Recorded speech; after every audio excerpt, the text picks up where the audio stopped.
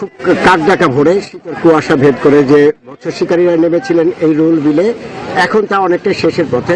যতটা উৎসবমুখর পরিবেশ নিয়ে তারা এই বিলের পানিতে নেমেছিলেন মাছ শিকার করতে, আজকে বাউত উৎসবের প্রথম দিনে ঠিক শেষ মুহূর্তে এসে তাদের প্রায় সকলের মুখে হতাশার চিহ্ন আমরা দেখতে পেয়েছি।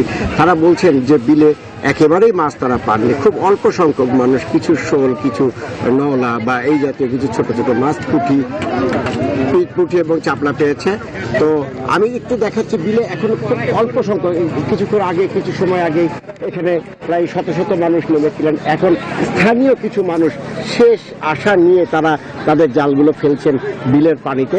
এখন আর সেখানে অত মানুষের সমারোহ নেই, তারা কিছুই পাননি, তারা এখন আশায় আছেন যে যদি কিছু পাওয়া যায়। আমরা কথা বলে কর্তার সাথে তিনি যেটা জানিয়েছেন যে চায়না জাল, জুয়ারি জাল বা অন্যান্য যেগুলো জাল মাছের পোনা সহ মাছের ডিম সব বিভিন্নভাবে দেশে মাছের প্রজাতি নষ্ট করছে, সেগুলো প্রতিরোধে তারা অভিযান চালাচ্ছেন। কিন্তু তাদের অভিযানের ফাঁকেও অসাধু কিছু মৎস্য শিকারী এসে মাছ শিকার করে নিচ্ছে। তারা এই অভিযান আরও জোরদার করবেন বলে আমাদেরকে নিশ্চিত করেছেন এবং আমাদেরকে তেমনটাই জানিয়েছেন। আমি যদি আমার হাতের ডানে একটু দেখাই, যে মানুষের পায়ের গতি বোঝাচ্ছে যে তারা কতটা হতাশ হয়ে তারা ফিরছে। তারা প্রত্যেকেই বিভিন্ন রকমের আসবাবপত্র নিয়ে এসেছিল, হাঁড়ি পাতিল নিয়ে এসেছিল যে সেগুলোতে মাছ নিয়ে যাবে, কিন্তু তারা মাছ না পেয়ে তারা অনেকটাই হতাশ। যারা জাল এনেছিলেন তারা জাল নিয়ে ফিরে যাচ্ছেন খালি হাতে। তো এইটা প্রথম দিনের উৎসবের আজকে এখানেই প্রায় পরিসমাপ্তি।